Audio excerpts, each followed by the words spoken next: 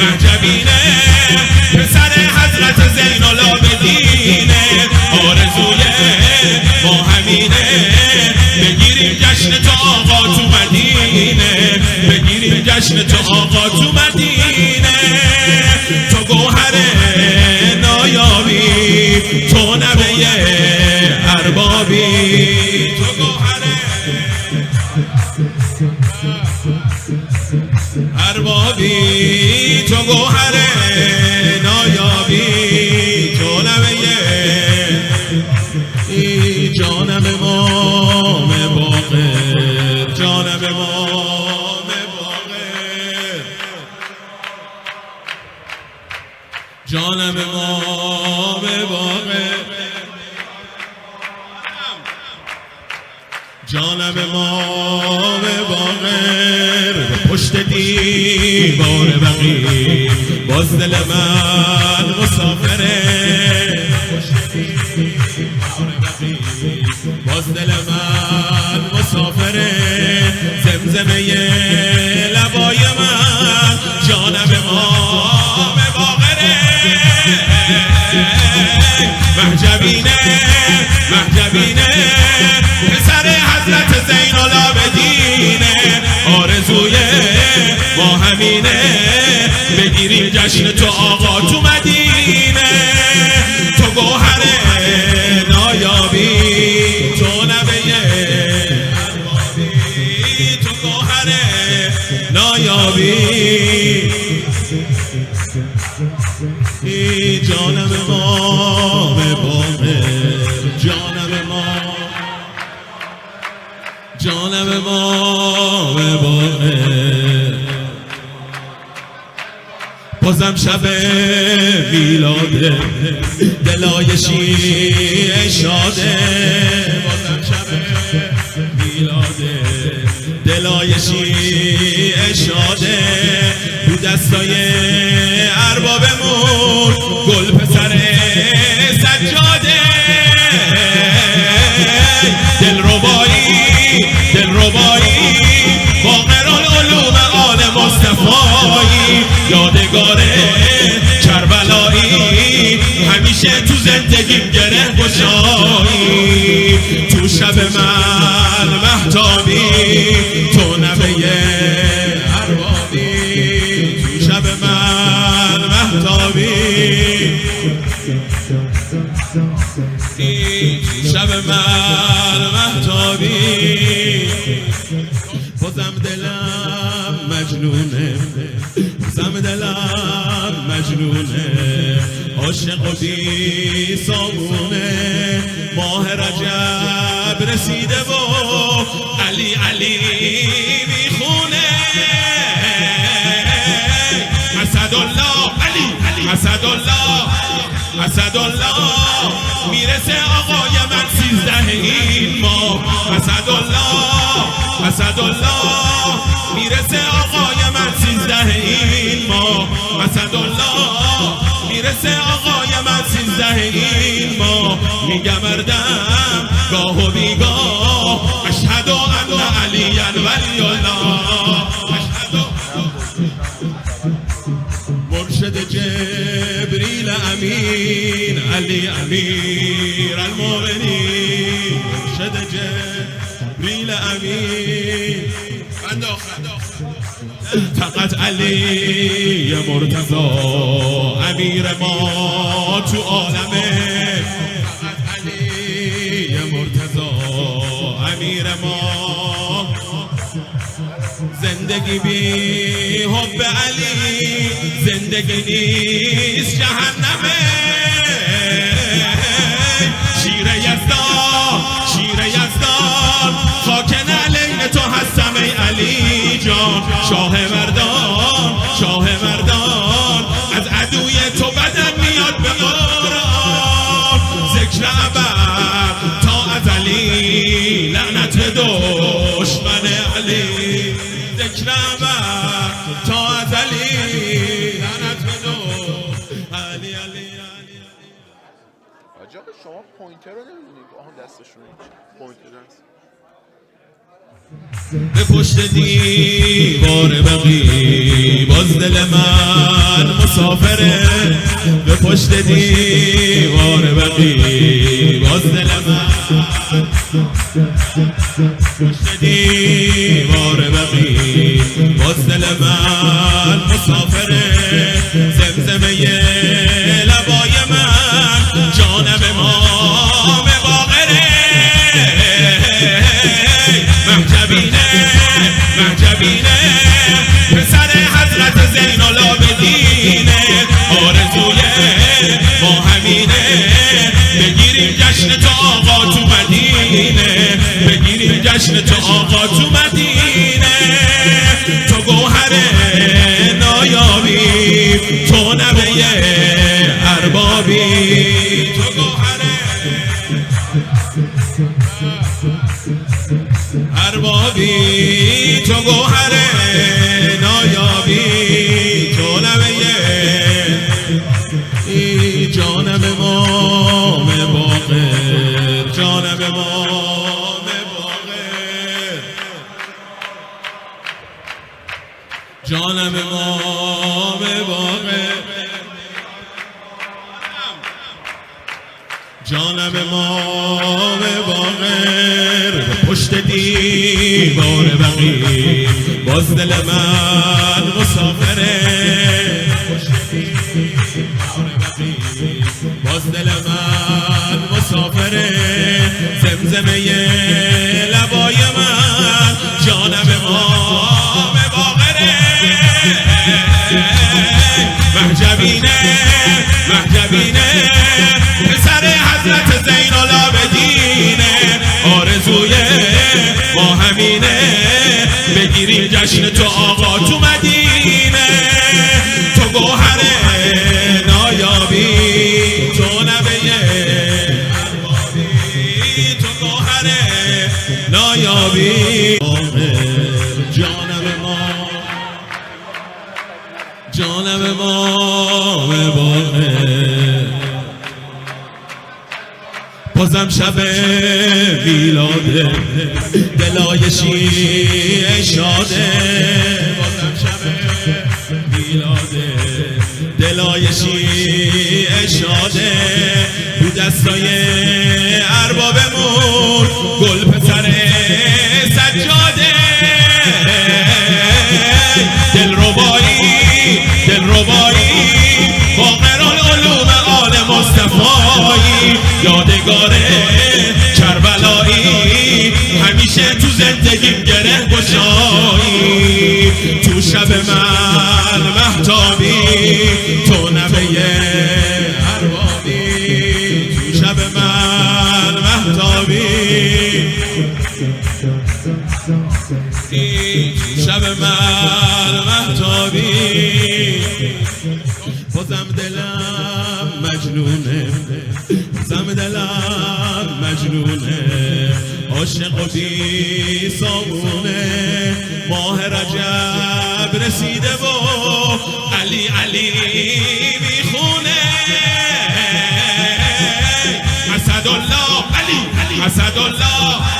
اسدالله میرسه آقای من 13 این ماه اسدالله میرسه آقای من 13 این ماه اسدالله میرسه آقای من 13 این ماه میگم اردم گاه و بیگاه اشهد ان علی ولی الله مرشد جبریل امین علی امیر المؤمنین مرشد جبریل امین فقط علی مرتضی امیر ما تو عالمه فقط علی مرتضی امیر ما زندگی بی حب علی زندگی نیست جهنمه شیر یزدان خاک نعلین تو هستم ای علی جان شاه مردان از عدوی تو بدن میاد به قرآن ذکر ابد تا ازلی لعنت به دشمن علی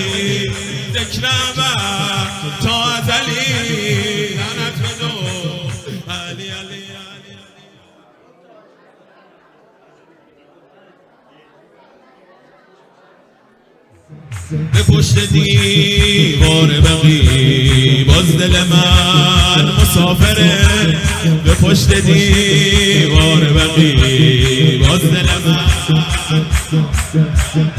پشت دیوار بقی باز دل من مسافره زمزمه لبای من جانب امام باقره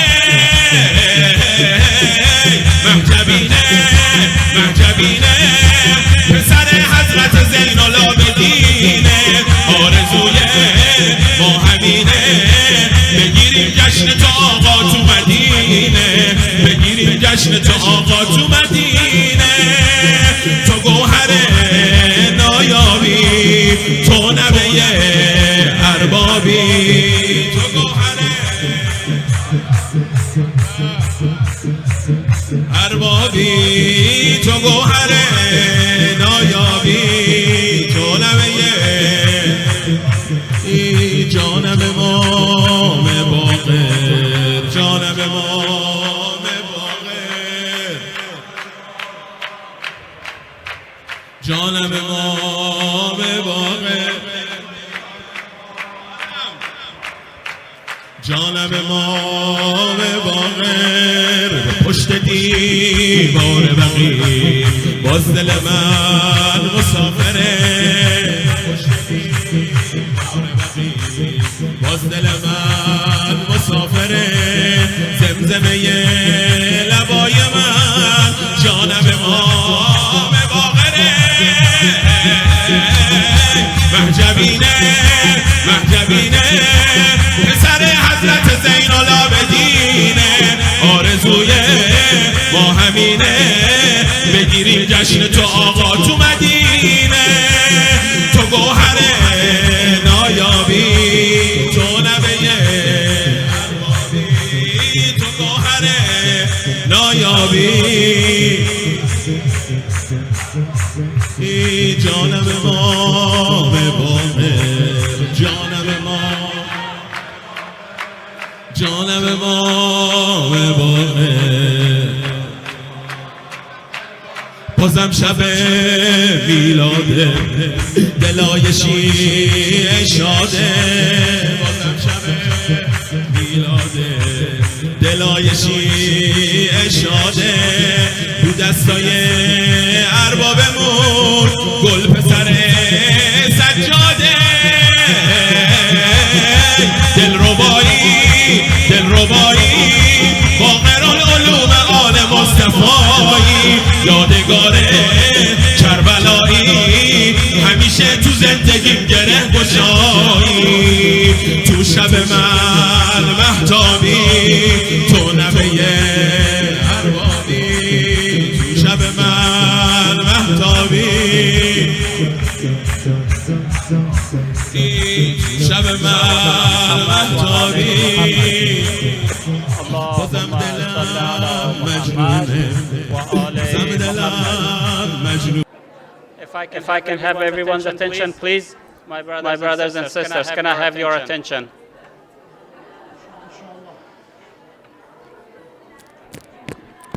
If I can have your attention so I can start the program, my sisters, please.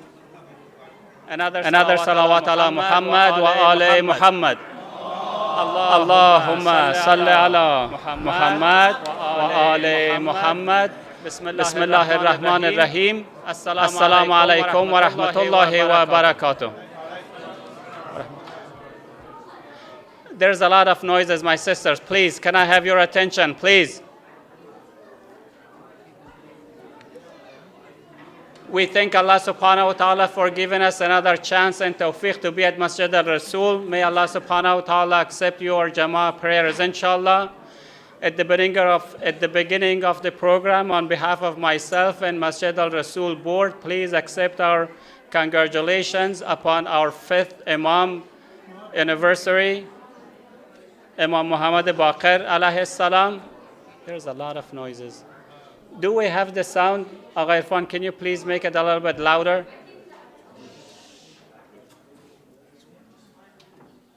Salawat ala Muhammad wa ala Muhammad. Yes. Allahumma salli ala Muhammad وآل محمد. بسم الله الرحمن الرحيم. السلام عليكم ورحمة الله وبركاته. Let's start from the beginning.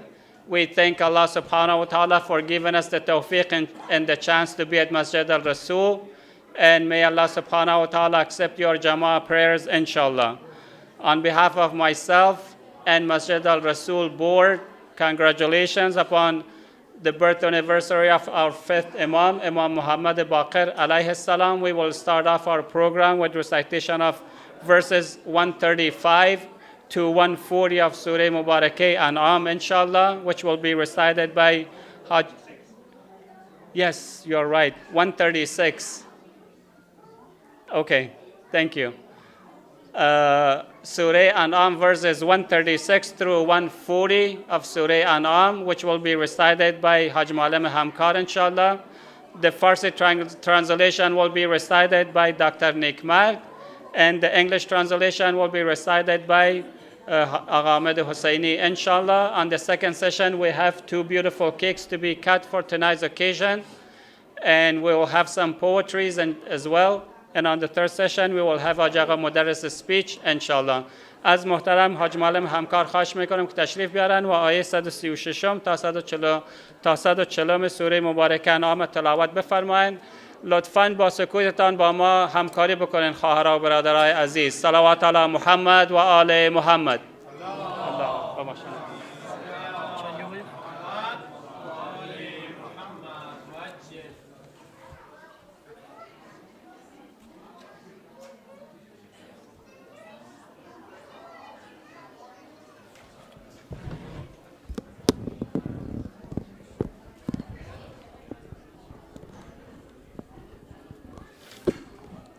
اللهم صل على محمد وآل محمد.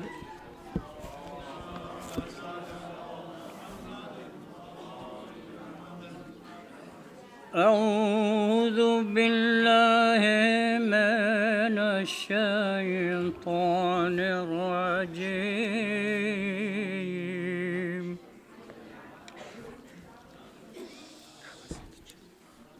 بسم الله الرحمن الرحيم.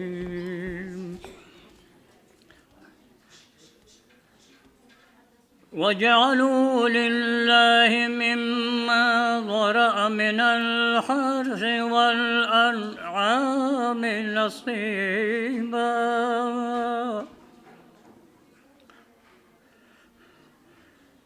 والأنعام نصيبا فقالوا هذا لله بزعمهم وهذا لشركائنا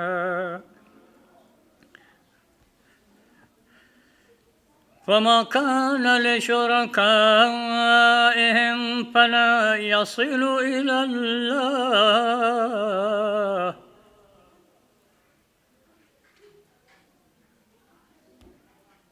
وما كان لله فهو يصل إلى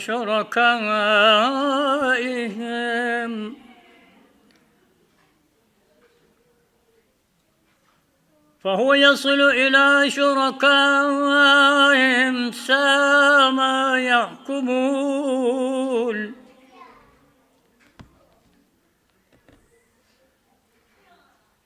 وكذلك زين لكثير من المشركين قتل أولادهم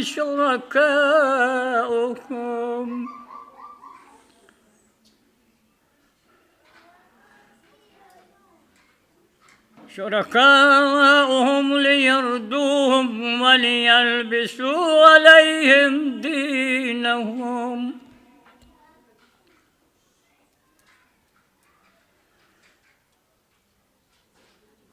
ولو شاء الله ما فعلوه فذرهم وما يفترون.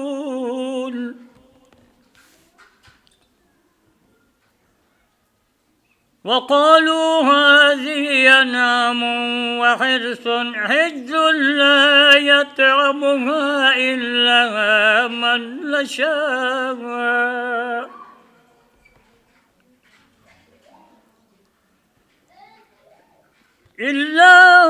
نشاء بزعمهم، وأنعام حرمت ظهورها وأنعام لا يذكرون.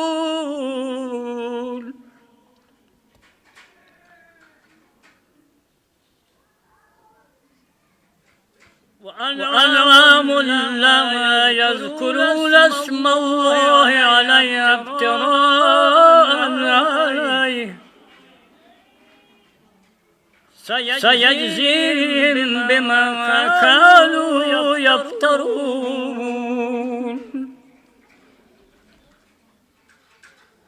وقالوا ما في بطون هذه الأنعام خالصة لذكورنا ومحرم. هذه الأنعام خالصة لذكورنا ومحرم على أزواجنا، وإن يكن ميتة فهم في شركاء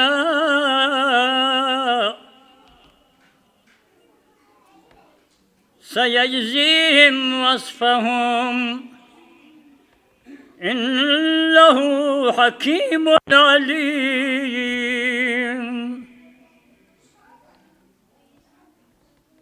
قد خسر الذين قتلوا أولادهم سفها بغير علم وحرموا ما رزقهم الله بغير علم وحرموا ما رزقهم الله افتراء على الله قد ضلوا وما كانوا مهتدين. صدق الله العلي العظيم.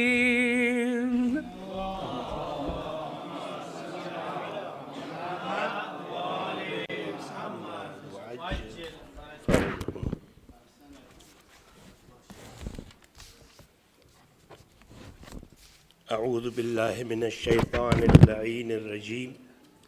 بسم الله الرحمن الرحیم.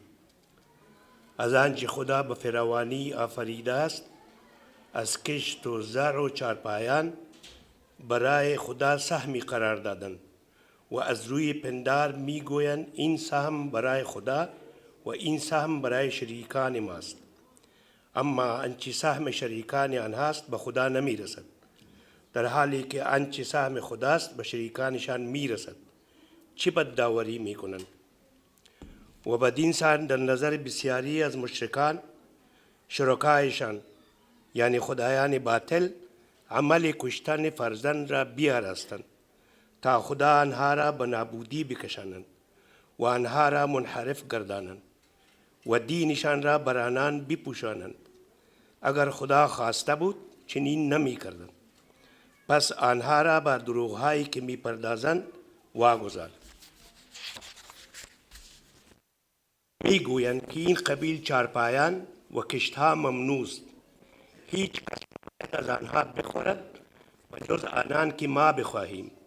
و به علاوه می گویند سوار شدن به بعضی از چارپایان و بارکشی از آنها حرام است.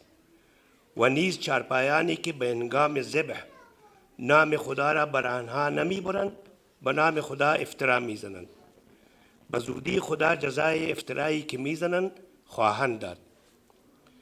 و می گویند آنچه در شکم این چارپایان است خاص مردان ماست که از آن بخورند و بر زنهای من حرام است و اگر مرده زاییده شده باشد همه در آن شریکند.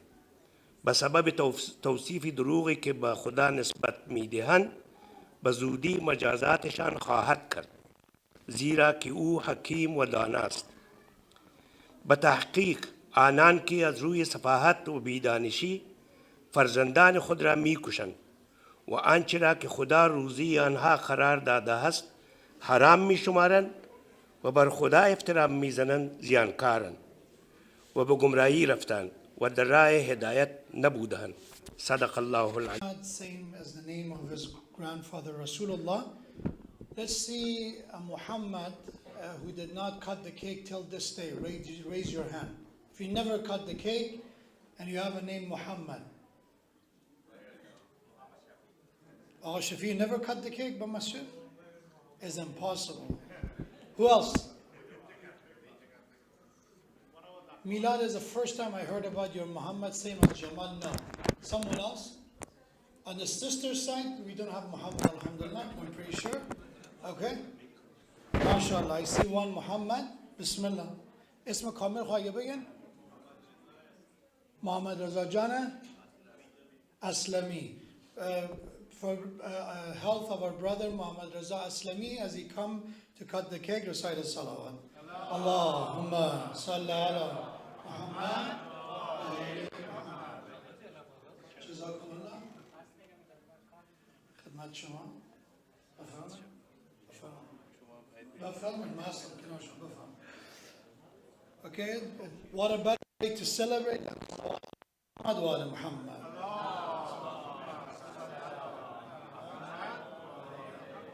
It's a night of celebration, a round of applause as well.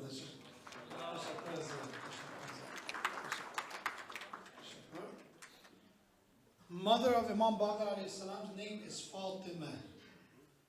Daughter Abdullah is her name. And one Fatima who's ahead of me, who I'm going to ask her to come forward. We have, alhamdulillah, multiple Fatimas, but inshallah to celebrate the mother of our fifth Imam, I ask Fatima Khan to come and cut the cake, inshallah. Recite a salawat ala Muhammad wa ala Muhammad. Allahumma salli ala Muhammad wa ala. For all of our sisters, please a round of applause, everyone. And I think now we're ready for the next part, for the well-being of all those who helped to decorate this. As you know, this table changed from last week. So for those sisters who helped clean up the masjid during the time that we were closed, this back room needed cleaning, the masjid needed cleaning, they came and volunteered. For all those brothers and sisters who came to clean up and also decorated and help with the decoration, please recite a salawat ala Muhammad wa ala Muhammad. Allahumma salli ala Muhammad.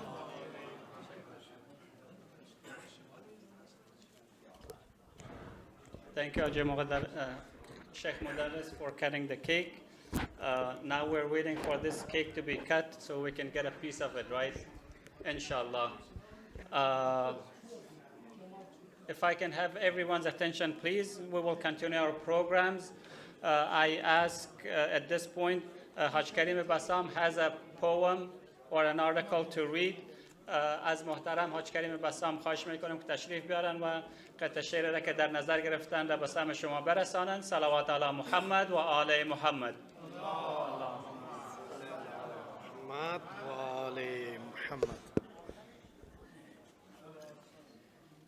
برای سلامتی وجود مقدس آقای امام الزمان و تبریکی تولد پنجمین اختر تابناک امامت و ولایت امام محمد باقر اجماعاً صلوات. اللهم صل علی محمد و آل محمد. امشب شب مرگ غم و وقت سرور است. امشب شب مرگ غم و وقت سرور است. انگامه آزادی و میلاد نور است.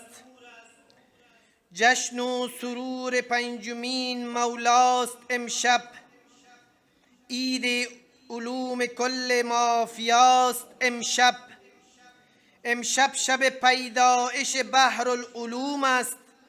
آگنده از شور و شعف قلب عموم است. خورشید علم از شهر یثرب سر زد امشب. ارض و سما فریاد شادی برزد امشب. ماه جمادی عزم رفتن ساز کرده. دریای استی را سراپا ناز کرده، آییندار نهضت فرداست امشب، میلاد پیک روز عاشوراست امشب، انگام شادی زین العابدین است، میلاد مسعود امام پنجمین است، آمد به دنیا مظهر یکتا پرستی، احیاگر دین خدا در ملک استی، آمد به دنیا تشنه جام محمد،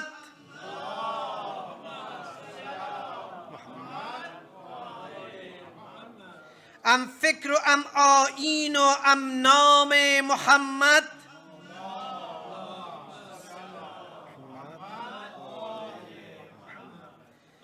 از کوشش او دین حق پاینده گردید، از دانش او علم و دانش زنده گردید.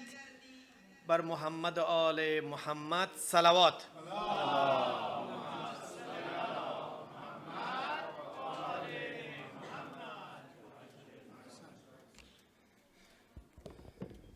خب با تشکر و سپاس فراوان از محترم حاج کریم بسام و از شعر زیباشان.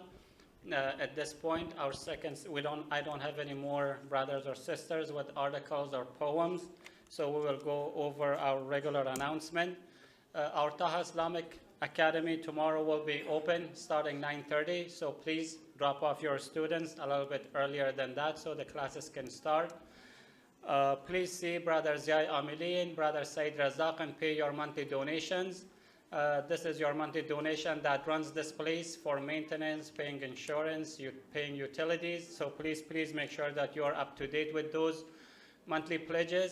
Also, Brother Zia mentioned that I let everybody know that if you helped your masjid last year with your donations, and if for your tax purposes that you're filing your 2023 taxes this year, if you need a paper, official paper from masjid, please let him know. So I already told him I want mine, so please don't be shy. If you want to, even 1 penny less paying taxes, if this paper will help you, please do that. Because, okay, I don't want to go over that and make it somewhere else. I think you see what I'm saying here. So please don't be shy. Ask him if you paid any amount to the masjid, whether it was monthly donations or something else. He's going to be able to give you a paper so you can write it off from your taxes. With that being said, please help us to keep our masjid clean as much as possible. And I'm here. And the title of tonight's speech will be Imam Muhammad al-Baqir, a guardian of knowledge. The title of tonight's speech that Ajaga Mudaris will be discussing is Imam Muhammad al-Baqir, guardian of knowledge. I welcome Ajaga Mudaris to podium, I welcome Ajaga Mudaris to podium tonight as well, inshallah. For the health of yourself and Haji Sheikh Mudaris, please say aloud salawat. I was waiting for Haji Rahmat to say al salawat first.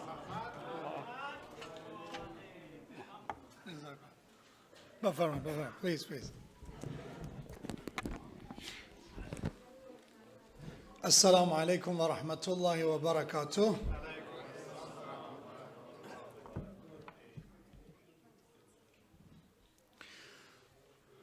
أعوذ بالله من الشيطان الرجيم. بسم الله الرحمن الرحيم. الحمد لله رب العالمين. الحمد لله الذي لا بداية له والدائم الذي لا نفاد له والأول الذي لا أول لأوليته والآخر الذي لا مؤخر لآخريته ثم الصلاة والسلام على خير خلقه وحبيبه العبد المؤيد المحمود الأحمد المصطفى الأمجد أبي القاسم المصطفى محمد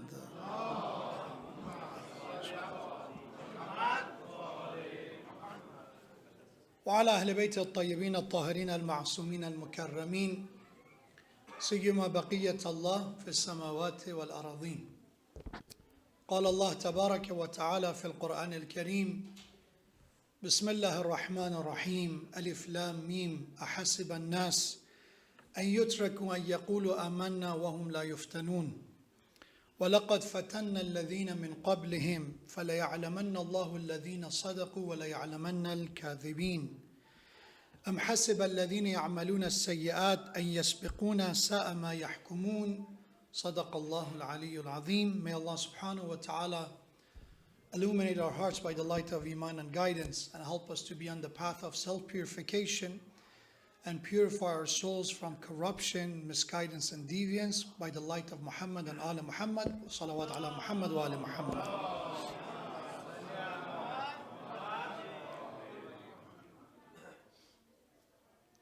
Tomorrow marks the first day of month of Rajab. Moon was sighted tonight. And the beginning of month of Rajab, also it's the birth anniversary of our fifth Imam on the first day of Rajab on the year 57 after Hijrah in the household of Ali ibn al-Hussein Zain al-Abidin and Fatima, the daughter of Imam al-Hassan alayhi salam, from the descendant of Imam al-Hassan. A son was born that they named him after his great grandfather Muhammad sallallahu alayhi wa alihi wa sallam.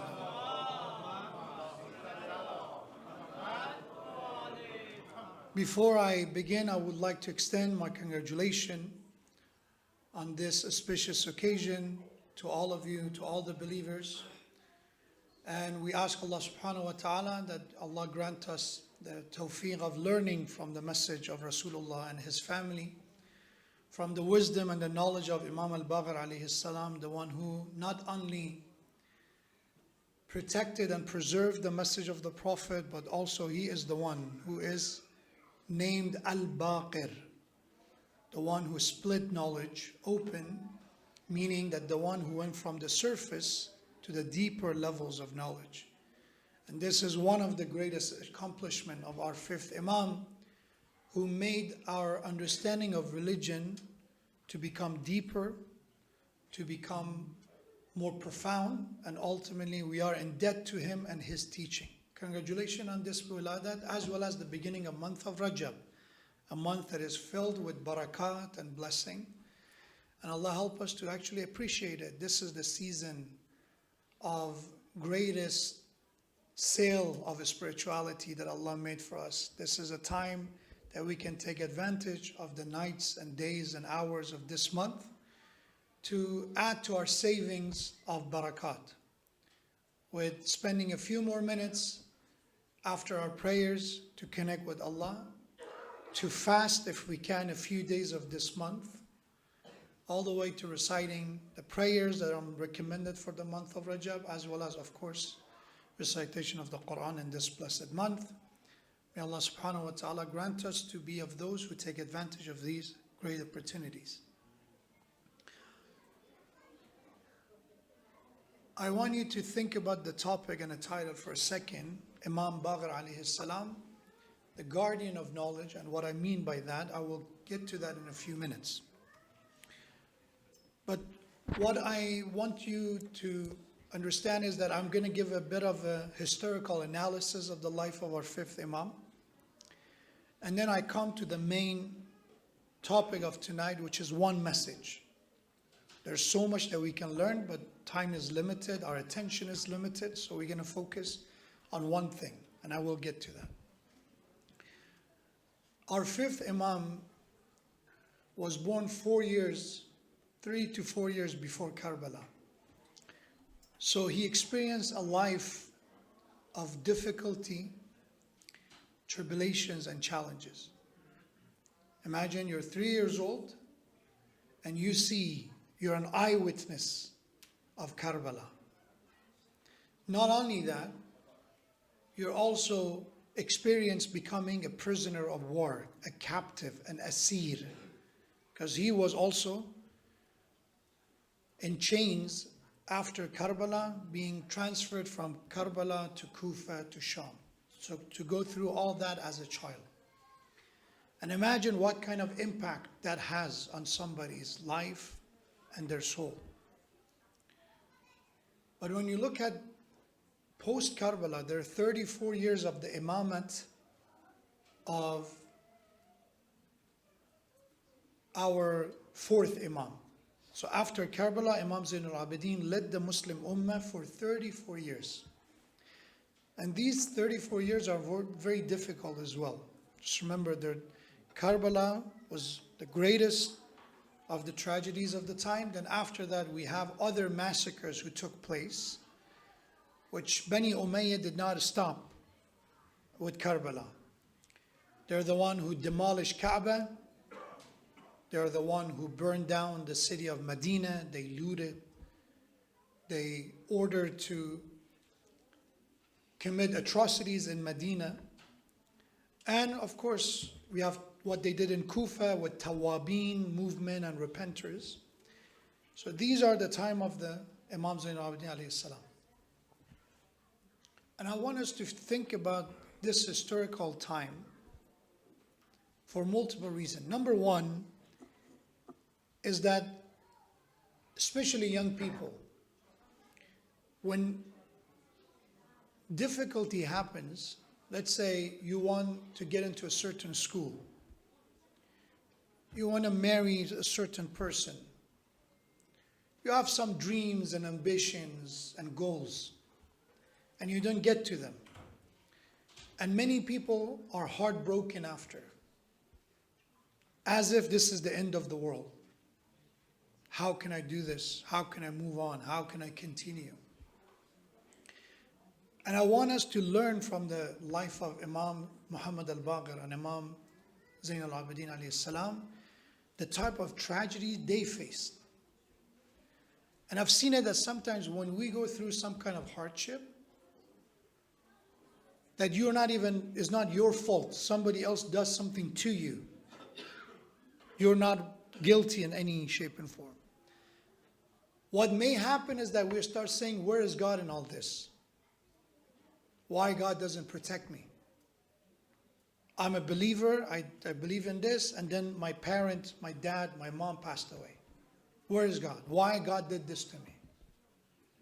Or I was doing everything halal, lawful, no shady business, and I lost my business.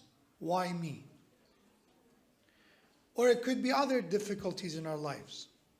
And the first thing that comes to some people's mind is, I'm going to disconnect myself from God. I'm going to sever my ties with Allah. Cut my ties with Him.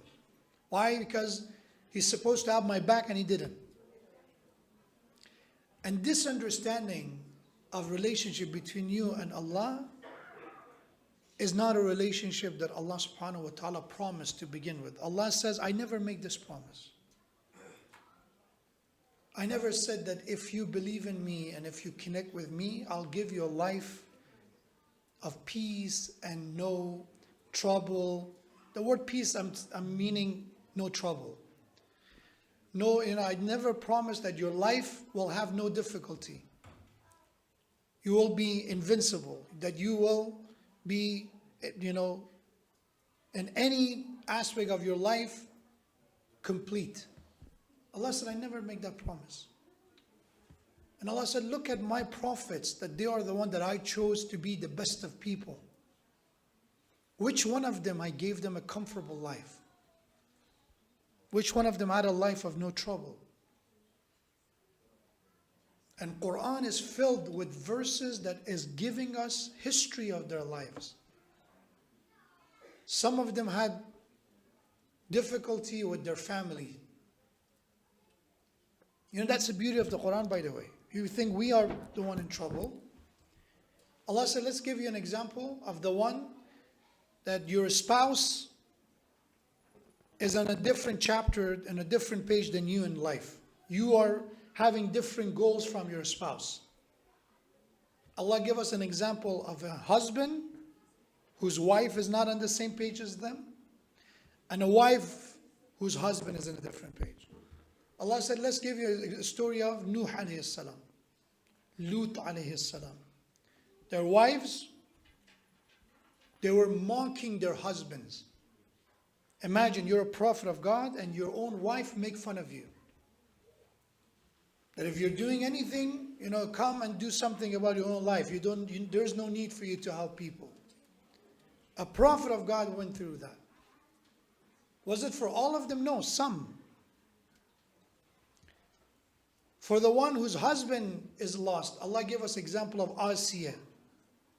Imagine that if you are someone as pious, as faithful as Asiya, salamullah alayha, that Allah uses her as an example, as a role model for the believer. And died at the child of infancy, at the infancy time. And they refer to him as Abtar, the one with no legacy, no lineage, no one to carry the name. So Allah said, you think you're the only one, you don't have children? Prophets of God were the one that they had no children or they had no sons, and they went through that as well. Do you think that you have people who have family problem, it was only you?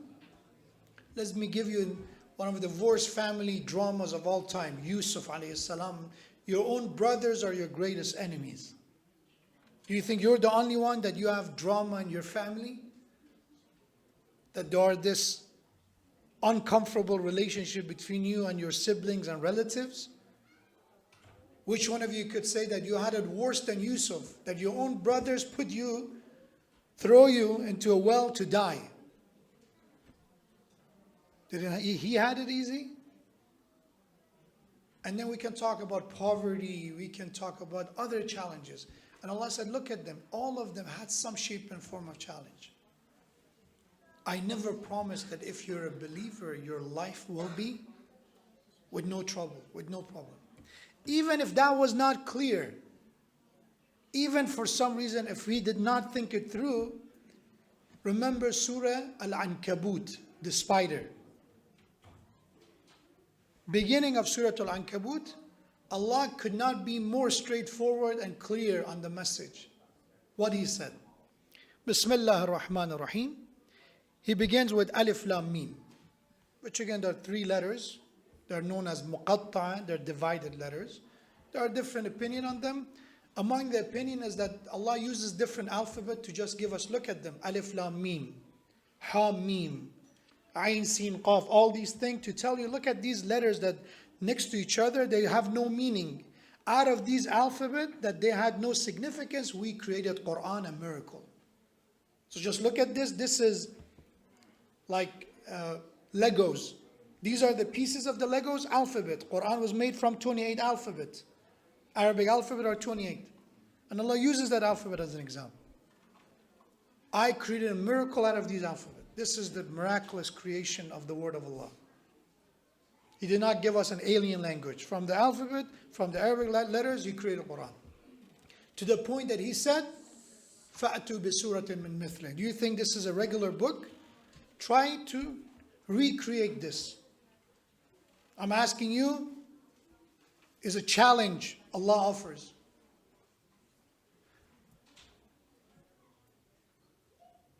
Second ayah, Allah said, أَحَسِبَ النَّاسِ أَن يُتْرَكُوا أَن يَقُولُوا آمَنَّا وَهُمْ لَا يُفْتَنُونَ.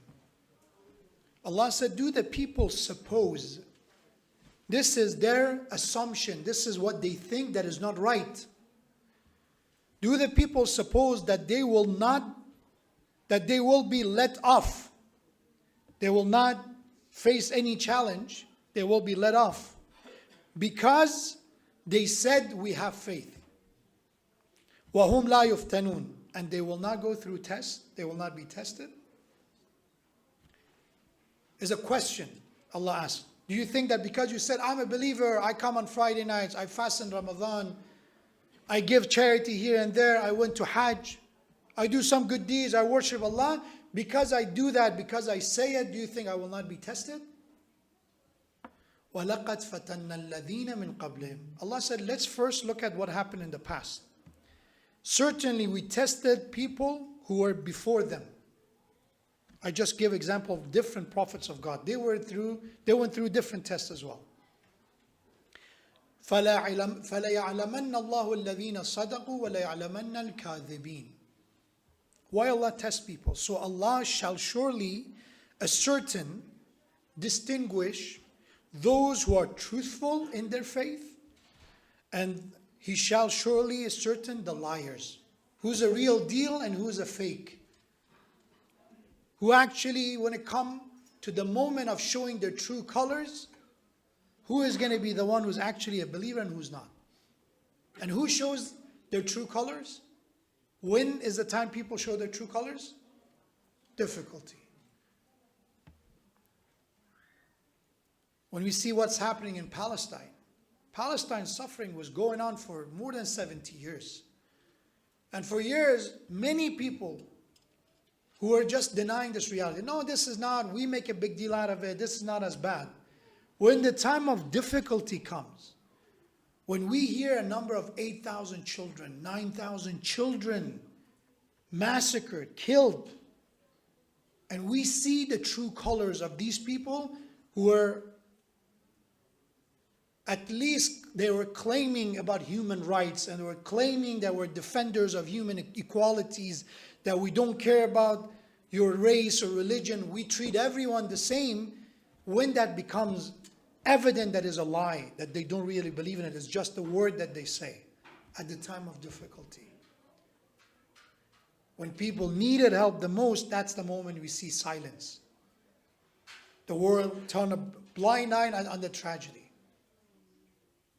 When this happened, 70 years this has been happening, but it was happening slowly. It was happening before the social media age. You know, journalists are dying on a rapid, exponential rate right now, but it's not that it was the first time. A US citizen journalist was killed by a sniper. At the beginning, they denied it. Said no, she was not killed by Israeli soldiers. She was killed by Palestinians. 6 months later, in a very, very interestingly silent approach, by the way, we accept the responsibility after investigation. Yes, it was actually the shot and was by the sniper. Where the accountability? Nothing.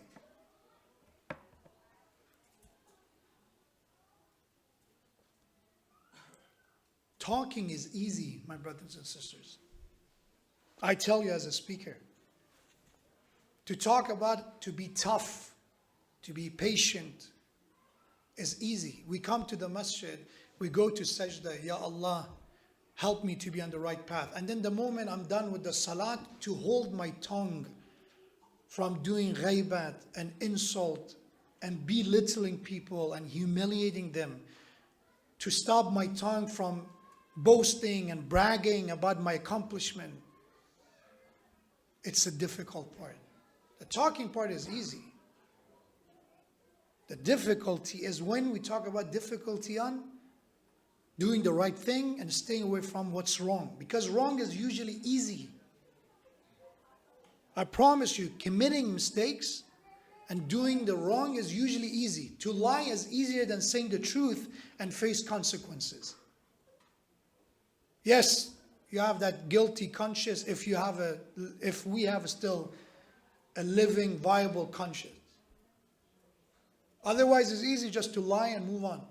But if you say the truth, yes, you say you set yourself free. Yes, you do, but then you have to face the consequences.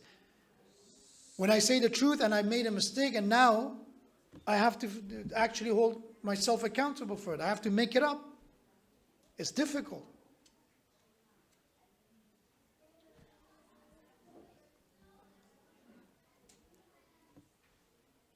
And then Allah in verse 6 of Surah Ankabut said, وَمَنْ جَاهَدَ فَإِنَّمَا يُجَاهِدُ لِنَفْسِهِ. Please pay attention. Allah said, whoever they are struggling, they're striving, they're doing the work. فَإِنَّمَا يُجَاهِدُ لِنَفْسِهِ. If you're doing the work, remember, you only do it for your own sake. You're not doing God a favor, you're not doing Prophet a favor, you're not doing religion a favor. If you're doing anything, you're doing for your own sake. You needed it. No one else is in need of that. إِنَّ اللَّهَ لَغَنِيٌّ عَنِ الْعَالَمِينَ. Next time that you want to wake up for Fajr, and maybe Shaitan tells you, God doesn't need you to pray. Who cares? Millions and billions of people don't pray. One more. The universe is not going to come to an end. If I do it or not, it's not going to make a difference to the world. The sun still will rise. The day still happen. That moment, remind yourself that you're right. God doesn't need it. If you pray or not, it makes no difference to Allah. Inna Allah laghaniyun anil alameen. Indeed, Allah has no need of the creatures and creation. On the other hand, I need it. I'm going to lose something. I will have to face the consequences of that loss. So wake up for a selfish reason. Don't say, I'm going to do it for the sake of Allah. No, when we say for the sake of Allah, it means I grab on my hook. I have to connect it to the one who's above me in order to elevate me, and that's Allah. If you look at those who are climbers, right? In order, I'm not talking about solo climbers that they have nothing. Usually I'm talking about the average and typical climbers. They have all these ropes and they have all these different hooks with them. And what they do is that they have a specific point that they have to get to, and then until they go to the next point, until they get to the pinnacle or to get to the top. But they need this hook to be connected somewhere for helping them to go up there, as well as keeping them up there for safety as well. Allah is the pinnacle, is the one that we need. When I connect with them, I'm moving forward. Pinnacle is not going to make a difference to it. If you imagine Mount Everest, if, I don't know how many people actually climb to the top of the Mount Everest, let's say there are thousands, I don't know if there are. It makes no difference to the Everest. Everest is going to be there. Those who get there, that's an accomplishment for them.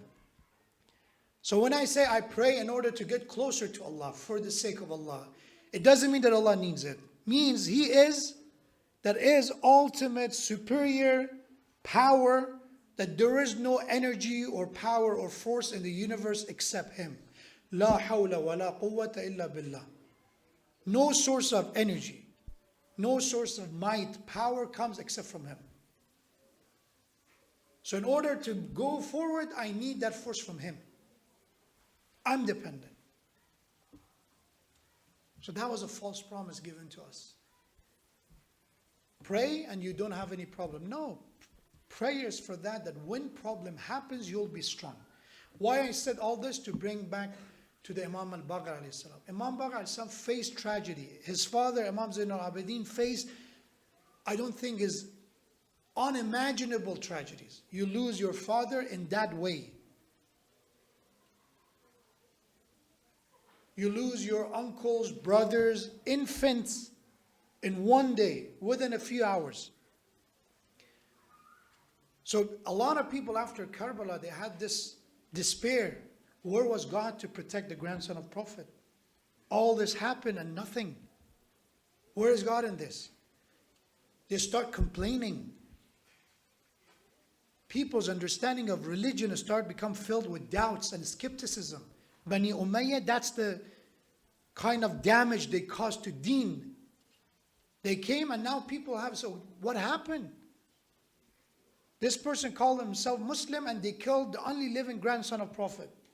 The one that Prophet called him master of the youth of paradise, and nothing happened. Still earth rotates and still world goes on as it was, business as usual. Where is God in all this? Assuming that this dunya was built based on that if something bad or evil happens, suddenly the punishment of God has to descend, which was never the case. There were few examples that Allah subhanahu wa ta'ala did it before Prophet, in the case of other prophets of God, which Allah sent punishment. But when our Prophet came as a final Prophet, immediate punishment was removed. Because he was the mercy. No immediate adhab anymore. No immediate earthquake, no immediate flood, not anymore. Prophet is a mercy. From this moment on, no immediate punishment. But that has its own price. The price is now people think because there's no immediate punishment, there is no punishment at all. So imagine in the midst of that, all eyes are on Ali ibn al-Hussein Zain al-Abidin. We think we lost something, we lost hope. Look at him. Since he came back from Karbala and being a prisoner of war, his worship multiplied. He's not doing less worship. as if all these tragedies made him more certain of his faith. All these hardships made him more adamant to continue serving God.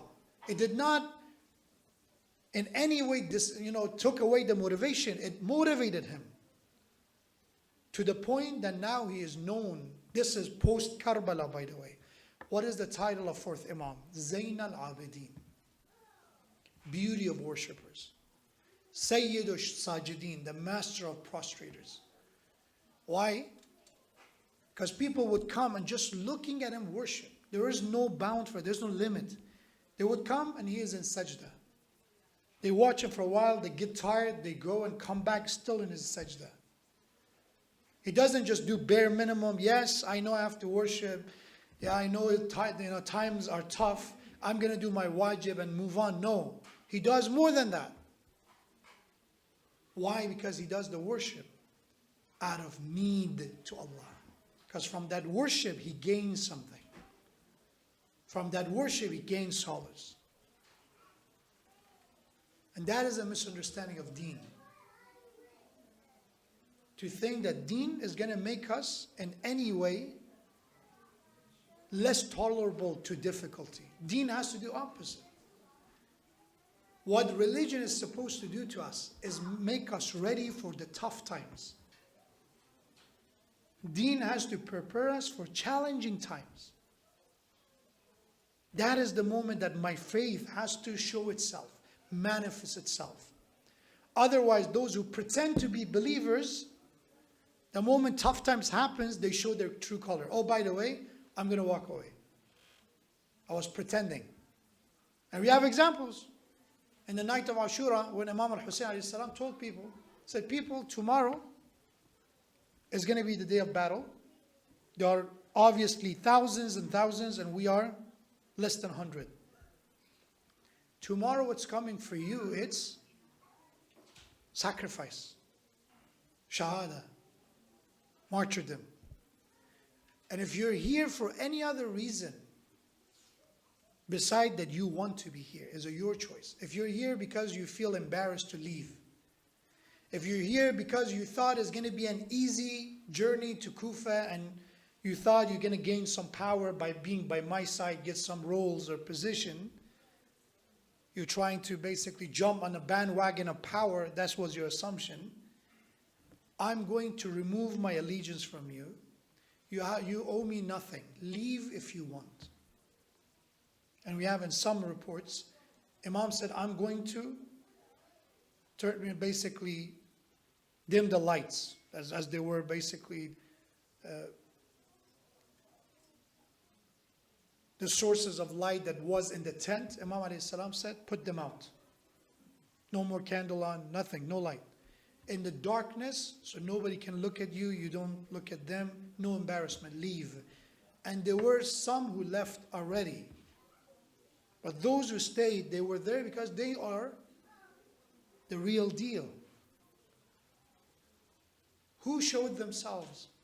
Those whose iman was proper and made them ready for the tough time. The tough time to stand against injustice, against tyranny, against باطل and falsehood. بزرگترین خیانتی که پدر و مادرها به بعضی از اولادان میکنن این است که اولادار ناسپرورده بیش از حد بار بیارن. فکر میکنن ما لطف میکنیم با اولادان. متاسفانه بشر، انسان از دو جا ضربه خورده، افراط و تفریط. یا زیاده روی یا کاستی و کمی و کوتاهی. و قرآن میگه شما و جعلناکم امتا وسطا، ما شما قرار بود امت اعتدال، امت وسط قرار بدیم. بعضی از این بر بام افتادن، گمراه شدن، بعضی از او بر. در مورد تربیت اولاد چه ربطی به امام باقر علیه السلام داره گفتم. بعضی وقتا بعضیا میگن آقا ما سختی کشیدیم، نمیخوام فرزند ما، طفل ما سختی بکشد. مادر بیش از اندازه طفل رو ناسپرورده میکنه. من دیدم مادری که در مقابل شوهر میستد به خاطر که دفاع اولادش رو بکنه. او بچه رو شما با این کار از بین میبرید.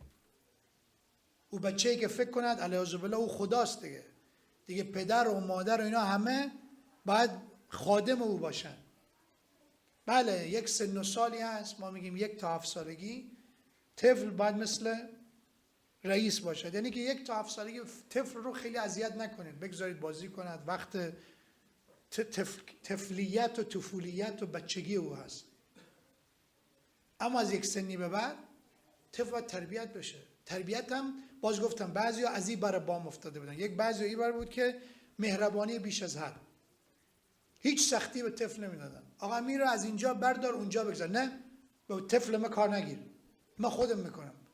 بابا این ماشاءالله 13 سالش هست، 14 سالش هست، 12 سالش هست، این بلده که جوراب رو بندازد داخل جایی که برای لباسایی هست که باید شسته شود. نه، ما طفل بودیم به اندازه کافی به سر ما کار کردن. خب میگم بنده خدا اگر کار کردن ظلم کردن، این به این معنا نیست که طفل شما دیگه نباید، اگه به شما میدادن که جورابای کل شهر رو بشورین، یا حداقل هم جوراب خودش رو که میتواند بشورد. این محبت کردن نیست. یا بعضیا گفتم از او بر، نه طفل باید مرد بشه. طفل 8 ساله روان میکند که با یک چیز خطرناک کار کند. طفل میخورد با سر زمین، اشکال نداره آقا باید مرد بشه. بابا 8 سالش هست، یک بار ضربه برگشت نداره. نه به ناترسی بعضی از پدر و مادرها که طفل رو جایی که نباید او رو قرار بدن قرار میدن، به اسم این که ما این رو میخوایم سخت جان بکنیم. این هم افراط است. نه به اویی که ناز پرورده به حدی که شما طفل میگن فرزند سالاری، هرچی که فرزند خواست. بعد وقتی که فرزند میخواد دنبال زندگی خودش برود، اون مادر یا پدری که زندگی خودش رو برباد داده است. من سوال میکنم از شما، او پدر و مادری که بعد از اینکه فرزند خدا بهشون داده، پدر تمام حواسش به اولاد بوده، همسر رو اصلا توجه نکرده، فرزند، اولاد، یا مادر یا پدر فرق نمیکنه. او فرزند حالا نه 15 سال، نه 20 سال، نه 30 سال، بالاخره میره دنبال زندگیش. شما میمانی و خودت و خدا و همسرت اگر در قید حیات تو باشی یا او باشه. وقتی که او میخواد بره دنبال زندگیش، بعضی پدر مادر چیکار میکنن؟ تبدیل میشن به بار. چون فکر میکرده این قرار بوده این فرزند جای همسر رام بگیرد، چون کاری هم که باید برای همسر انجام میداده، زحمتی هم که برای همسر میکشیده، به جایی که غمخوار فرزند و همسر با هم باشه، فقط غمخوار فرزند بوده. خب این محبت سرد میشه. روزی که اونا میرن دنبال زندگیشون، جای اونها خالی است. رابطه بین او زن و شوهر هم سرد است. چیکار میکنیم؟ دنبال بهانه میشن. بعضیا اونایی که خدا هدایتشون کرده حداقل کار نمیگیرن، میسوزن و میسازن. اونایی که شیطان وسوسه میکنه تلفن به دستشون، حیف تو، این لیاقت تو رو نداشت. هی میگن و میگن و میگن تا بالاخره او زندگی بپاشد، باز دوباره اینا یک جا بشن. داریم از این زندگی. درس عبرت باشه عزیزان. طفل شما رو اگر آماده کنید برای سختی یعنی چی؟ یعنی مسئولیت باید قبول کنن.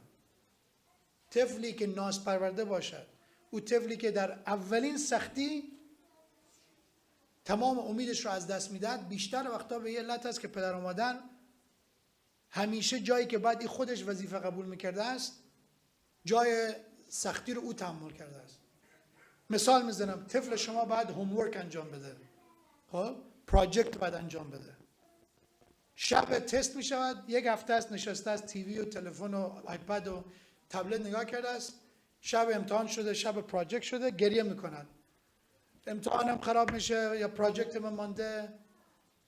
پدر و مادر که دلسوز باشه میگه تو برو بخواب، نگران نباش، من پراجکت رو تو انجام میدم.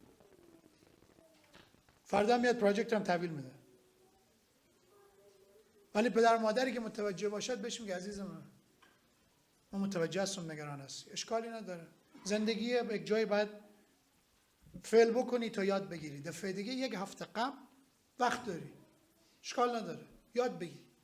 اگر میخوای با تو کمک میکنم این پراجکت بیا با هم انجام بده، کمک میکنم. نشدم اشکالی نداره، آخر دنیا نیست.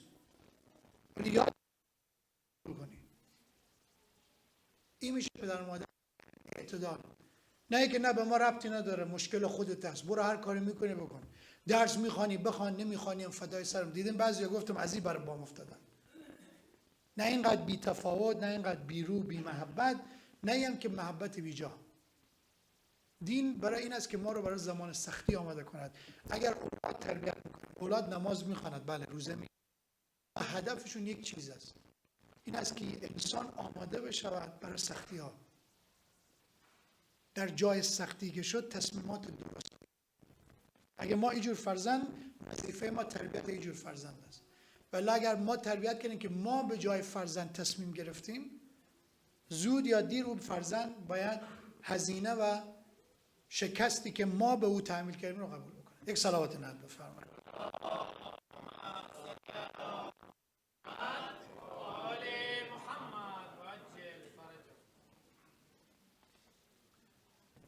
So, the topic, again, this was a short history of Imam Baqir alayhi salam's life, teaching us that they went through difficulty, but even after that, they still maintained a connection with Allah, because that type of connection with Allah was based on need. They needed that connection. They were not forced to do it. They wanted to have that connection. That's why no matter how many tribulations, how many challenges, how many calamities descend on them, they're going to still connect with Allah subhanahu wa ta'ala. And he lived for 57 years. So he was born in the year 57 after Hijrah, and until 114, for 57 years, 34 years out of that is the imamate of his father, 38. So at the age of 38, roundly 37, 38, our imam becomes the imam. And during his imamate, there are many things that imam could have done. Some people say why he didn't rise against Umayyad. His time is right away, a while. And when Imam Baqir alayhi salam was appointed to be the next imam after his father, he dealt with different rulers. One of them is by the name of Amr ibn Abdul Aziz, which is the only ruler of Bani Umayyah who actually was very different from his ancestors and his family. And that is a fact, and that is an evidence, and that is a proof that if somebody wants to be good, is on them. You cannot say my family was bad and I was bad. Amr ibn Abdul Aziz, when he became the Khalifa, he did three things. Among his decisions was that what his basically rulers before him did, which was Muawiyah, the curse of Imam Ali alayhi salam, by his order, was basically banned. No more cursing of Imam Ali. He stopped it.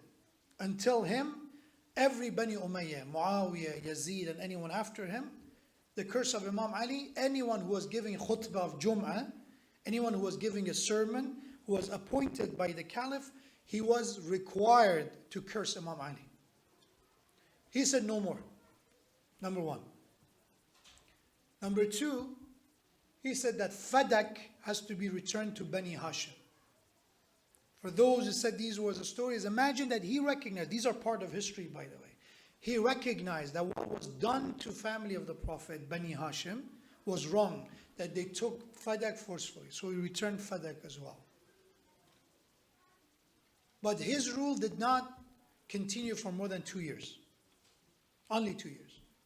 And after him came Hisham ibn Abdul Malik, which are the Marwani Bani Umayyah, which they came. And they are as ruthless as other Bani Umayyah rulers. And among the things that he did, he wanted to humiliate Imam Baqir alayhi salam. So he summoned Imam al-Baqir alayhi salam from Medina all to modern Syria. So they escorted Imam alayhi salam, and then once they arrive, they start accusing Imam alayhi salam. Among the accusation they made, remember this is Imam Baqir alayhi salam time.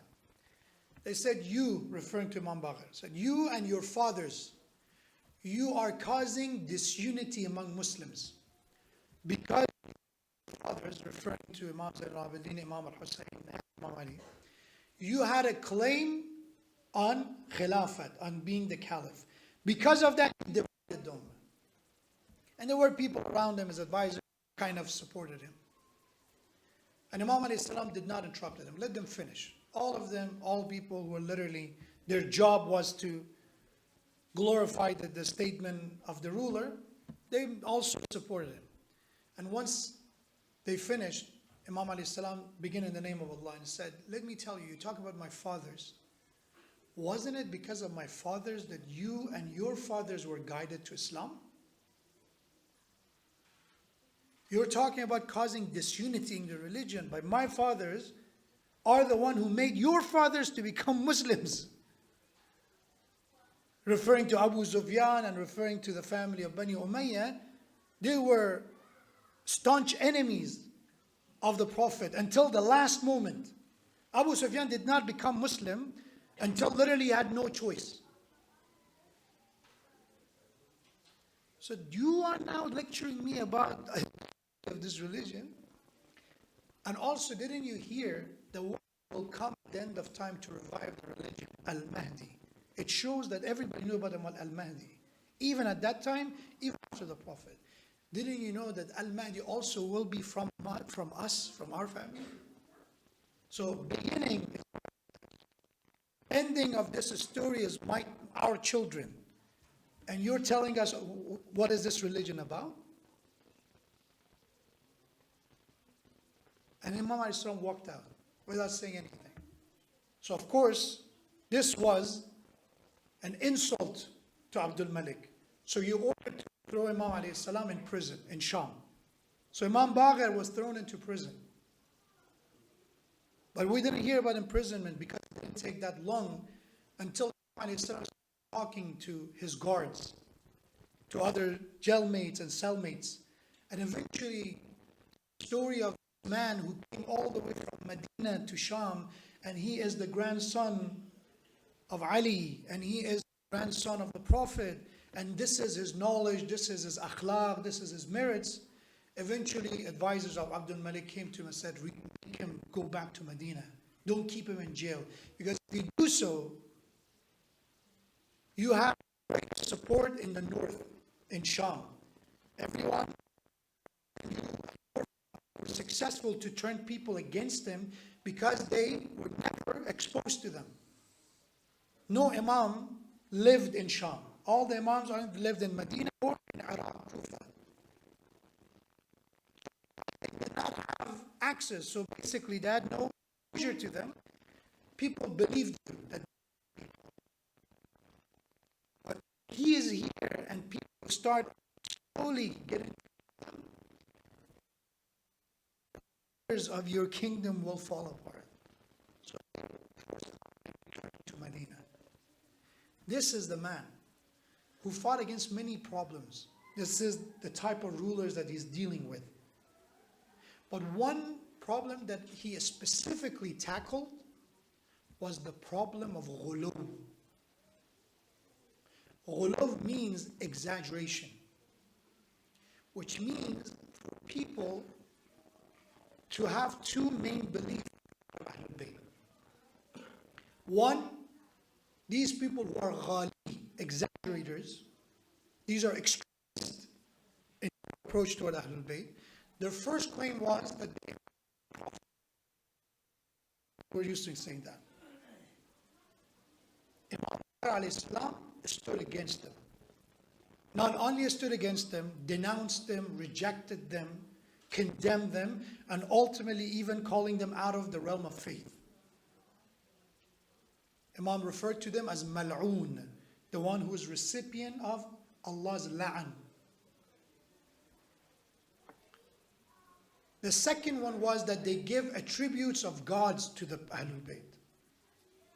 That they are gods or embodiments of God. Again, Imam Baqir alayhi salam stood against this. These people start to grow. Because remember, every era you're dealing with different deviants. You know, look at it right now. What kind of sins are more common in 2020 compared with 1990s? There are some sins who are more prevalent and more of a problem now than compared with 30 years ago. Isn't that true? Every era have some problems. And same is about ideological problems. If Imam Hussein is dealing with Yazid, there's one problem. And now in the time of Imam Baqir alayhi salam, there are problems. And the role of the Imam,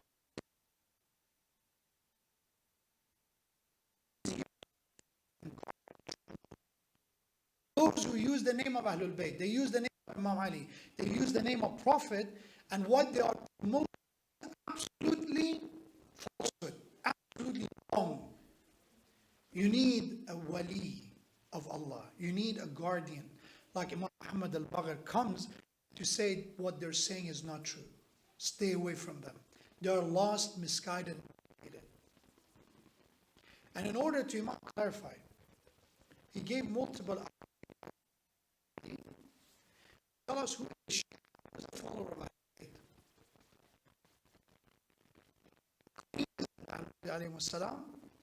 If someone who they are, they should listen to them. You go to the source rather than listen to others. So the hadith is from the book Al-Baqir, and I finished my lecture with that. How Imam alayhi salam stood against Ghalis. The ideology of Ghuluw was saying that as long as you love Ahlul Bayt, it doesn't matter if you do the right thing or not. This is a perverted version of faith, belief, and love. Why? Because ultimately it says, do whatever you want. Do as you please. If you love Prophet, is enough. And we have some version of it in our time, right? Love God in your heart. It doesn't matter what you do. God is in your heart. Do as you please. Back then, at the time Imam Baqir said, do whatever you want. As long as you have the love of Ahlul Bayt, you have the love of Imam Ali, you're good. And then Imam Baqir came and said, no, that's not it. Let me tell you who is a Shia, who is on the path of the Ahlul Bayt. Recite salawat ala Muhammad wa ala Muhammad.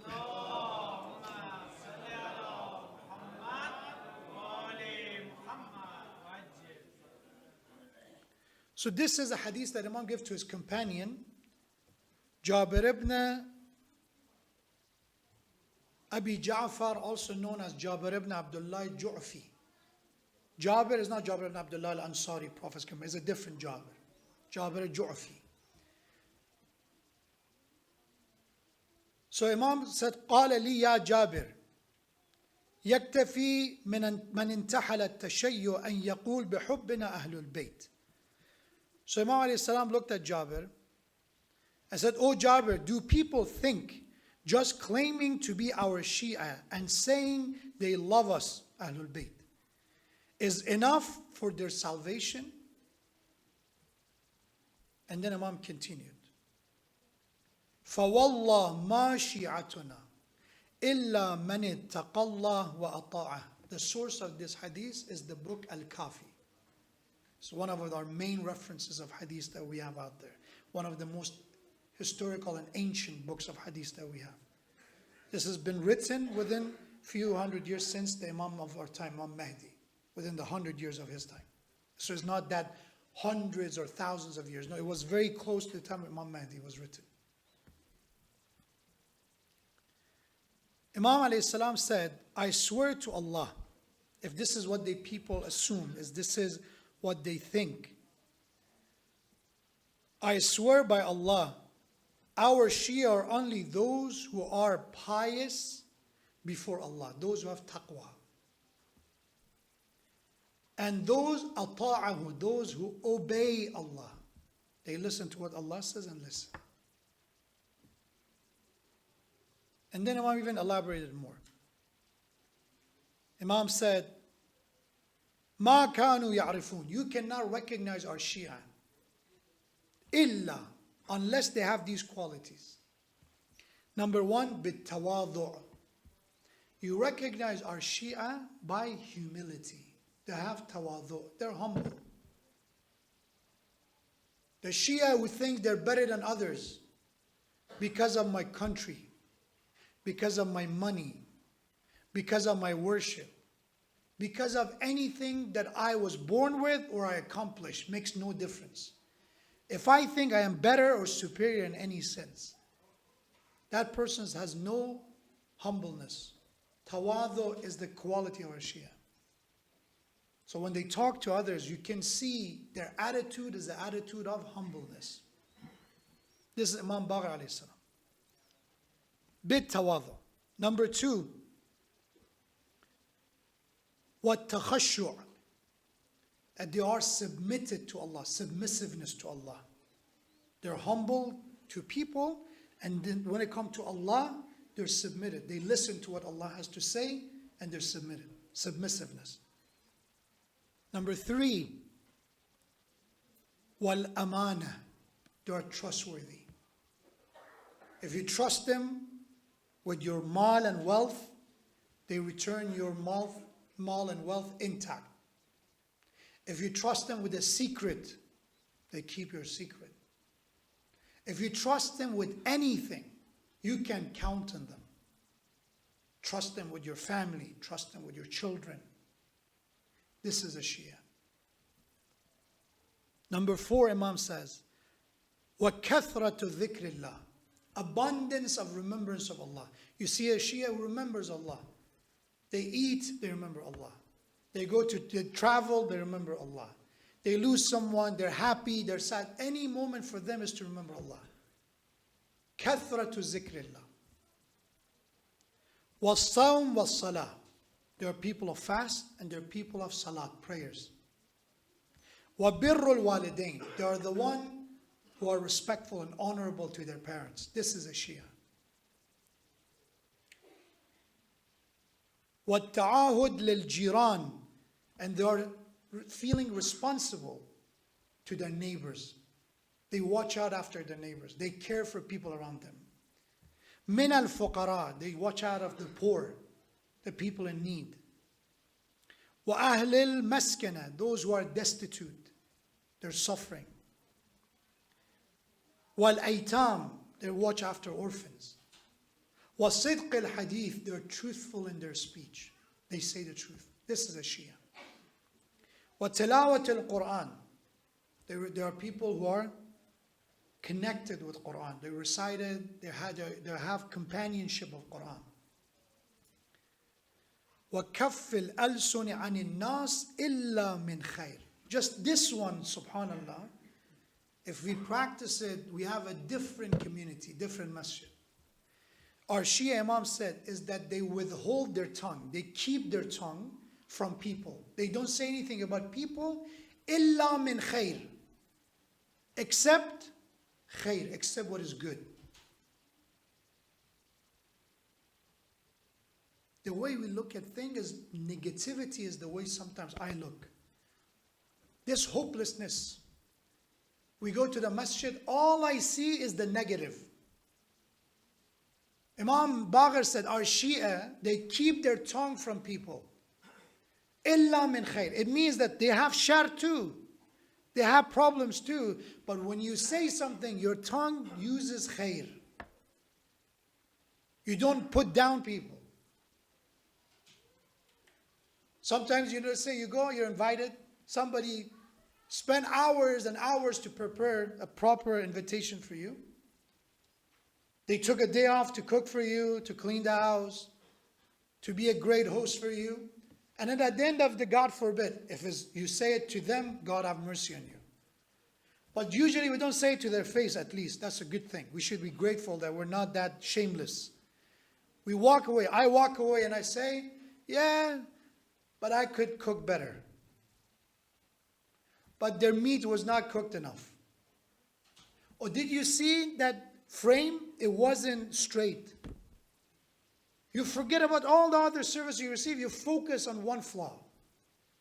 This is not keeping the tongue from people except with good. This is using the tongue only for shar.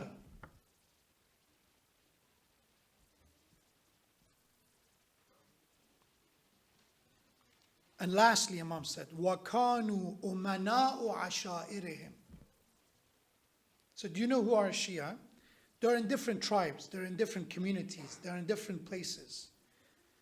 Imam alayhi salam said that our Shia, they are being trusted among the people of their tribe. They are the trustworthy. The one who's most trusted. I can trust this person. I have a problem, I can talk to them. I have an issue, I can talk to them. That is a Shia.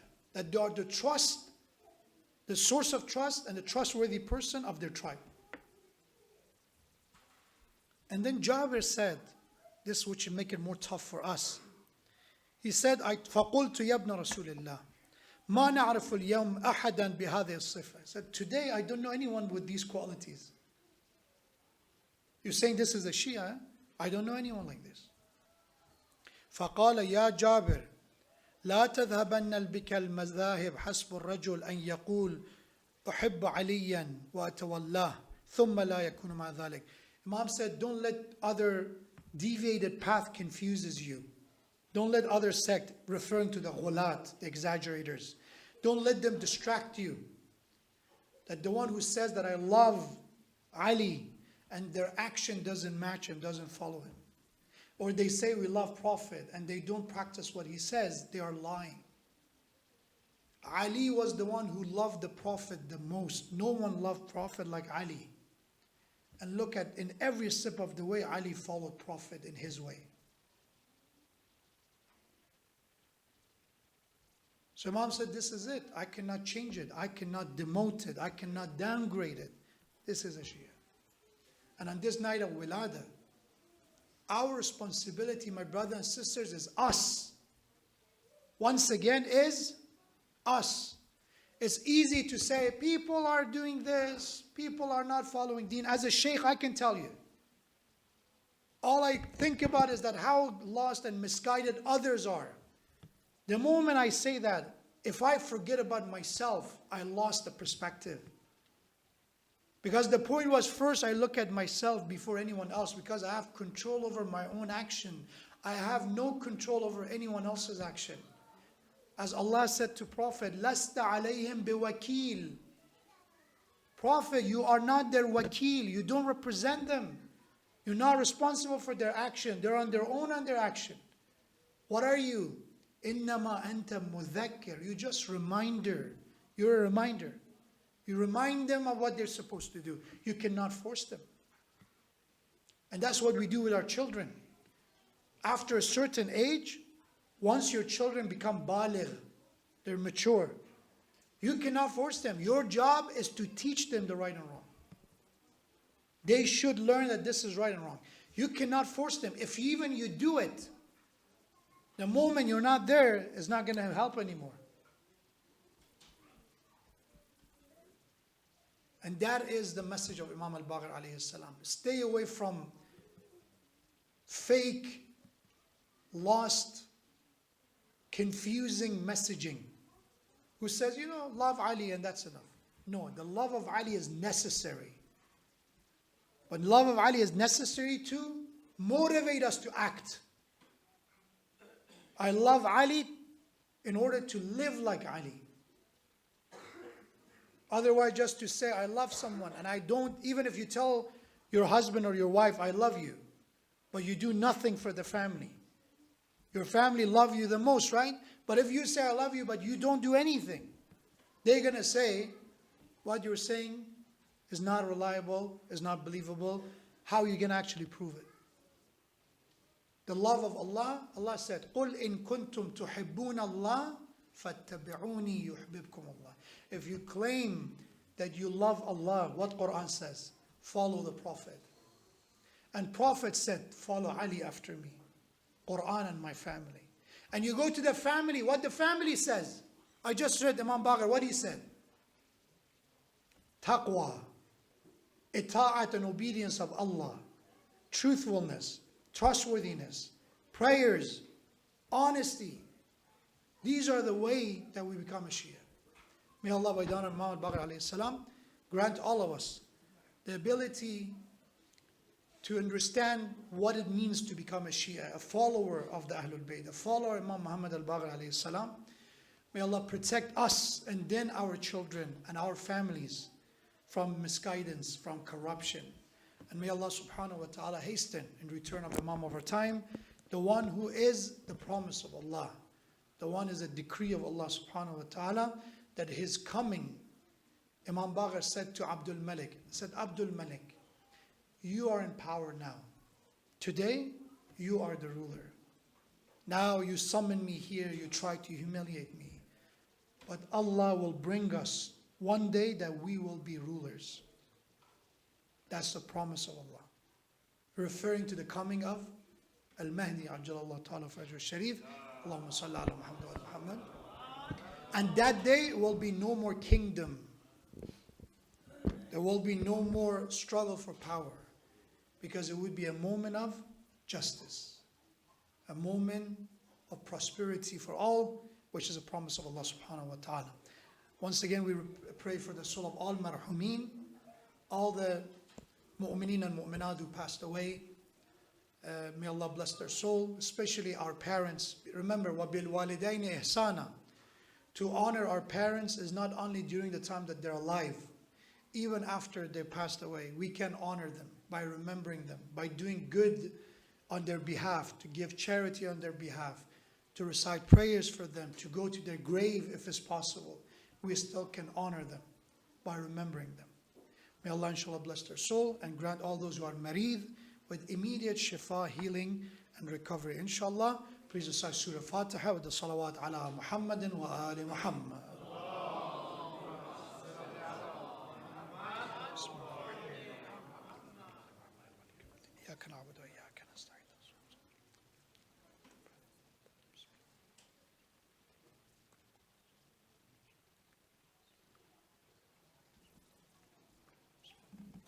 بفرمان.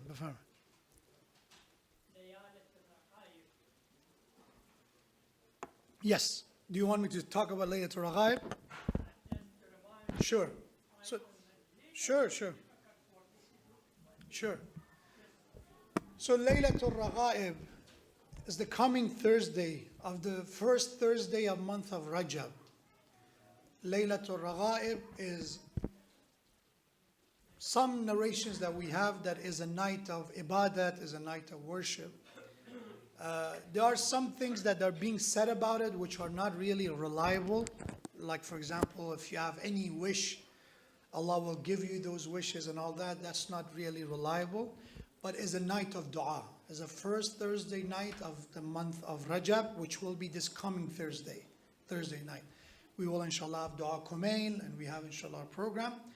But it's a night that if you're interested, you can spend it with us at the masjid starting at 6 p.m. inshallah. And there are a'mal that you can look up at Mafatih al-Jinan, or you can look it up online for the Laylatul Raghaib. But ultimately is again month of Rajab, and the entirety is a great time for fasting, great night time for ibadat or worship of Allah subhanahu wa ta'ala. Yes. Yes. Yes. I know about that narration, but as I said, Mufassirin have different opinion about Huruf al-Muqatta. I know which one you're referring to. I think is in the Tafsir al-Burhan. I think so, but Allahu A'lam, there are different ways, but one of the approaches that Allama Tabatabai and many other ulama, they referred to it was the one I mentioned, that these are alphabets, that Allah subhanahu wa ta'ala created this miraculous Quran from alphabet, that next to each other they have no specific meaning, alif, lam, mim. Some people said they may have a deeper meaning that we don't know. Some people say it is a message between Allah and His Messenger, which I doubt it. I don't think that opinion is really reliable because of many Mufassirin disagree. That is a secret message between Allah and His Messenger, because Allah sent His own secret messages to the Prophet through Jibreel. There was no need to put it in those words. But again, there are opinions about it, but the one that many commentators of the Quran refer to is that these alphabets, that we recite them like alphabet as well, right? We recite them Qaf, Noon, with the name of an alphabet, is that it's a reference to the work of Allah with the language, that it's no word of human being. Quran is a word of Allah, and Allah made it out of these letters. Inshallah, I put Q&A for tonight, but because for multiple reasons. Number one, we forgot to announce the Slido at the beginning, that we have Q&A at the end, so I don't think anybody knew about the question. If somebody wants to ask a question in person, which I usually is very difficult to make people ask question in person, Bismillah. If not, then inshallah proceed and wrap it up and finish. Because tonight we're planning to have a Q&A at the end of the speech, but our Slido, unfortunately, we didn't mention it at the beginning. سوال اگر کسی داره به فارسی هم میتونه بپرسه. گفتیم که انشالله اگر سوال جوابی هست آخر برنامه قرار بود امشب سوال جواب باشه. So in English or Farsi, if you have a question, Bismillah. صلی علی محمد و آل محمد.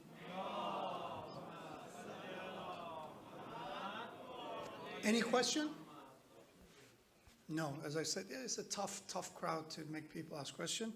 And I know sometimes when you ask question, some people say, why we ask question? Bismillah. No one?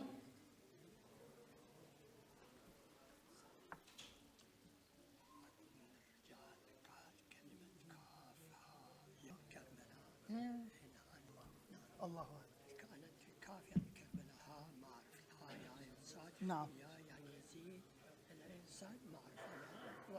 نعم نعم yeah, I remember جزاكم صلى على محمد وآل محمد. Just to remind you, inshallah, next Friday we also have another Wiladat. Month of Rajab is filled with many Wiladat and many celebrations. So Monday is a shahadat of our 10th Imam, Imam Ali al-Hadi, Imam Ali al-Naqi alayhi salam. But the 10th of Rajab, which it come closer to next Friday, we will celebrate the Wiladat of our 9th Imam, Imam Muhammad al-Taqi al-Jawad alayhi salam. And then the Friday after that, which is in 2 weeks, we will celebrate Wiladat of Imam Ali alayhi salam, which will be the 13th of Rajab. So 2 Wiladat, next Friday Imam Jawad alayhi salam, 2 Fridays Imam Ali alayhi salam. I encourage you, especially those who understand what I'm saying in English, especially young people, try to dedicate something to the Imam on your behalf. Maybe you can write something yourself. You can write an article, you can write a poetry. Because this, what it would do, is I remember we are the one who come in order to serve. And one way to serve is to use our words and our speech to learn. When you spend time to write, you learn yourself something. And then you share what you learn with others. So as long as it's something that you find out was cohesive enough and well put together, then others will inshallah benefit as well. So make sure for Imam Jawad next Friday and for Imam Ali alayhi salam in 2 Fridays from now, prepare something and inshallah we can benefit. We have many Farsi, again I said in English because Farsi we have so much mashallah. But when it comes to English, there's not enough content that we offer, and I want you inshallah to come. If somebody wants to volunteer to give a lecture instead of me, I'll be more than happy. As long as I make sure that what you're going to say is not going to be starting your new, cult, I'm going to be perfectly fine with you giving a lecture as well, inshallah. So let's finish with the ziyarah. Everybody stand up. We finish with the ziyarah, inshallah. صلى الله عليك يا سيدي ويا مولاي يا رسول الله يا نبي الله يا خير خلق الله يا خاتم النبيين. السلام عليك يا أمير المؤمنين ويا إمام المتقين علي بن أبي طالب. السلام عليك يا فاطمة الزهراء سيدة نساء العالمين. السلام عليكم أيها الحسن والحسين سبطي نبي الرحمة وسيدي شباب أهل الجنة أجمعين. السلام على علي بن الحسين زين العابدين. السلام على محمد بن علي باقر علم النبيين. السلام على جعفر بن محمد الصادق. السلام على موسى بن جعفر الكاظم. السلام على علي بن موسى الرضا. السلام على محمد بن علي التقي الجواد. السلام على علي بن محمد الهادي النقي. السلام على حسن بن علي العسكري الزكي. السلام عليك يا صاحب الزمان يا خليفة الرحمن يا إمام الإنس والجان يا أبا وسهل الله تعالى مخرجك وظهورك. السلام عليكم يا أهل بيت النبوة ورحمة الله وبركاته. أعوذ بالله من الشيطان الرجيم. بسم الله الرحمن الرحيم. إنا أعطيناك الكوثر فصل لربك وانحر إن شانئك هو الأبتر. صدق الله العلي العظيم. وصلى الله على سيدنا ونبينا محمد وآله الطاهرين. ماه رجب رسیده و علی علی میخونه اسدالله علی اسدالله میرسه آقای من 13 این ماه اسدالله میرسه آقای من 13 این ماه اسدالله میرسه آقای من 13 این ماه میگم مردم گاه و بیگاه